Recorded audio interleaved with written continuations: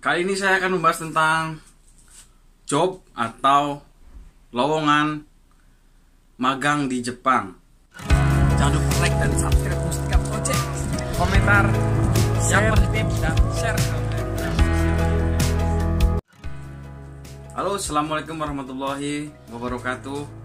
Jumpa lagi dengan saya Mustika di channel Mustika Project. Seperti biasa di channel ini saya selalu membahas tentang magang Jepang atau magang ke Jepang atau magang kerja di Jepang, istilahnya magang Jepang. Bersama LPK terbaik yaitu LPK Minori.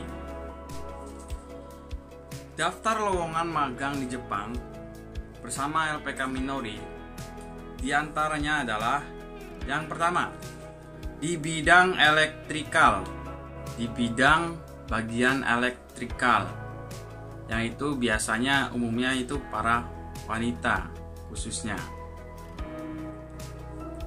Dan yang kedua adalah di bidang assembling. Di bagian assembling ini diuntukkan bagi laki-laki. Dan yang ketiga di bidang welding. Nah, di bagian welding ini diuntukkan bagi laki-laki. Dan lowongan yang keempat atau job yang keempat di bidang perikanan. Di bidang perikanan ini dikhususkan untuk laki-laki. Dan yang kelima adalah di bidang casting. Nah, di bidang casting juga ini dikhususkan untuk laki-laki. Dan yang keenam adalah di bidang pengolahan makanan. Nah, di bidang pengolahan makanan ini bisa juga untuk laki-laki dan wanita. Dan lowongan yang ketujuh adalah di bidang press dan injection molding.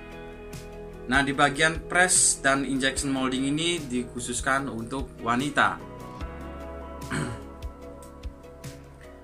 Dan yang ke-8 adalah di bidang printing. Nah, di bagian printing ini dikhususkan untuk pria. Dan yang ke-9 adalah bagian konstruksi. Nah, di job konstruksi ini udah pastinya dikhususkan untuk para laki-laki yang kuat, karena konstruksi ini berhubungan dengan beton, bangunan, dan sebagainya. Dan lowongan di urutan ke-10 adalah di bagian painting atau bisa dibilang painting. Nah, job di bagian painting ini dikhususkan untuk pria atau laki-laki. Dan lowongan di urutan ke-11 ada juga di bagian machining ya. Machining ini kalau setahu saya seperti mesin ya, mesin machining yang biasa untuk membubut. Dan ini di bagian machining ini dikhususkan untuk laki-laki. Dan lowongan selanjutnya di urutan ke-12 ada juga lowongan di bagian elektrik ya. Lengkapnya di bagian electric equipment assembling. Nah, di sini nggak ada keterangan untuk laki-laki atau wanita. Dan lowongan atau job di urutan ke-13 di bagian manufaktur ya. Di sini bisa untuk pria dan wanita. Dan yang terakhir adalah di bagian pertanian. Nah, di bidang pertanian ini bisa untuk pria dan wanita. Nah, inilah job atau lowongan magang kerja di Jepang bersama LPK Minori Jadi buat teman-teman yang belum tahu job apa aja yang ada di LPK Minori, seputar job lowongan magang di Jepang, ini yang sudah saya sebutkan tadi. Namun mungkin ini belum lengkap banget, mungkin ada lowongan yang lain yang belum saya sebutkan. Ya, setahu saya itu ada juga yang di bagian maksudnya pelayaran gitu kan. Pelayaran nggak tahu apa termasuk job perikanan gitu ya. Saya juga kurang paham. Tapi info yang saya tahu, lowongan yang ada di LPK Minori atau di PT Minori untuk job magang ke Jepang seperti yang tadi saya sebutkan. Tapi job yang ada di PT Minori setahu saya itu banyak ya, bisa makin banyak ke depannya gitu loh. Oh iya, yang belum saya sebutkan juga seperti ada kayak untuk caregiver ya. Caregiver itu bisa untuk job untuk wanita dan laki-laki. Itu kalau caregiver itu setahu saya untuk di bagian perawat. Bisa juga untuk apa ya, di bagian rumah sakit, jadi bidan, jadi suster gitu ya. Intinya merawat orang sakit atau merawat orang luka-luka, merawat pati jompo, itu setahu saya di bagian caregiver. Jadi di PT Minori ini, di LPK Minori ini banyak banget job untuk kerja magang di Jepang yang belum banyak saya tahu. Mungkin kedepannya juga bakal lebih berkembang lagi, banyak lagi job-job lainnya yang akan terus bertambah. Karena LPK Minori ini LPK yang bagus ya, LPK yang sudah mempunyai izin untuk kerjasama antara negara Jepang dan Indonesia dalam hal tenaga kerja ya. Jadi buat teman-teman yang belum tahu tentang job apa aja yang ada di LPK Minori, itulah yang bisa saya sampaikan saat ini. Dan untuk teman-teman yang belum tahu cara daftarnya di LPK Minori, nanti saya buatkan videonya di waktu berikutnya. Tapi jangan lupa teman-teman like dan subscribe. Sekarang juga aktifkan juga loncengnya ya, biar teman-teman bisa mendapatkan informasi tentang magang ke Jepang dari channel ini. Oh iya, ada sedikit tambahan untuk teman-teman yang sudah berkomentar, yang nanya-nanya soal riwayat penyakit ya, yang punya riwayat penyakit tentang TBC ya, tentang apa lagi tuh, tentang cacar, tentang patah tulang ya, tentang operasi ya. Bagi teman-teman yang sudah proses penyembuhan udah lama, sudah 1 tahun yang lalu, sudah nggak ada efek, itu bisa mengikuti magang ke Jepang ya. Yang penting teman-teman itu sehat ya. Dan untuk mata minus juga, kalau belum terlalu parah ya, masih bisa mengikuti seleksi magang ke Jepang, asalkan belum parah banget gitu ya. Kalau untuk standarnya berapa, minimal berapa, saya juga kurang tahu ya, untuk mata minus dan mata silinder. Dan juga ada yang bertanya tentang gigi bolong ya, gigi bolong, gigi berlubang, gigi palsu, giginya ompong dan giginya nggak rata atau giginya rusak, giginya patah, pernah jatuh, kecelakaan atau gimana, itu masih bisa.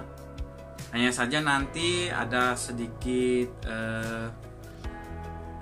apa ya namanya, nanti ketika pas MCU teman-teman itu bakalan ada sesuatu yang menakutkan ya, untuk yang gigi bolong ya, yang gigi berlubang terutama. Karena waktu itu temen saya juga ada yang giginya berlubang pada waktu saat mengikuti MCU ya. Jadi teman-teman yang giginya berlubang itu diharuskan untuk dicabut ya, giginya itu dicabut nanti. Dan itu biaya sendiri ya, di luar 1 juta kalau nggak salah. Karena nanti akan dikasih rujukan ke rumah sakit yang sudah kerjasama sama LPK Minori ya. Dan untuk yang pernah penyakit cacar yang sudah lama, yang sudah sembuh, nggak apa-apa kok, masih bisa ikut, asalkan jangan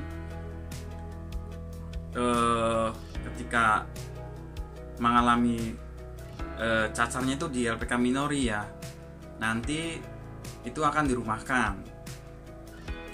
Jadi pernah kejadian juga di LPK Minori saat waktu saya pendidikan, itu ada yang mengalami cacar.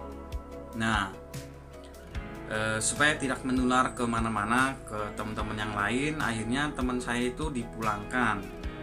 Tapi dipulangkan itu bukan berarti diberhentikan, bukan, tapi dirumahkan sampai dia proses penyembuhan sampai selesai, dan nanti akan dilanjutkan untuk pendidikan lagi di Minori. Jadi nggak masalah ya. Dan ada tambahan lainnya, yaitu tentang wanita ya, yang nanya boleh nggak sih berjilbab gitu di LPK Minori. Boleh kok, itu jawabannya boleh. Saat latihan, saat pendidikan di LPK Minori itu boleh pakai jilbab. Nanti di Jepang itu ada yang boleh pakai jilbab dan ada juga yang tidak boleh pakai jilbab. Jadi peraturan yang sebenarnya nanti di Jepang itu tergantung perusahaannya sendiri. Dan yang terakhir adalah, apakah bagi yang sudah berkeluarga bisa untuk magang ke Jepang? Jawabannya adalah bisa ya. Banyak yang magang ke Jepang itu ya, yang sudah berkeluarga ya. Dan yang janda pun banyak ya yang magang di Jepang. Maksudnya itu nggak masalah soal status. Nah, kalau suami istri apakah bisa dua-duanya magang di Jepang? Itu saya kurang paham ya. Tapi intinya yang sangat tidak boleh itu misalkan sudah kerja di Jepang, sudah sampai di Jepang. Nah, si pemagang ini hamil gitu ya. Nah, resikonya itu akan dipulangkan. Jadi kemungkinan besar bisa atau enggaknya saya kurang tahu untuk yang sudah suami istri tapi ingin sama-sama berangkat ke Jepang, itu kurang tahu. Karena ya itu peraturannya, jangan sampai ada yang hamil di Jepang. Karena kalau hamil di Jepang itu otomatis langsung akan dipulangkan.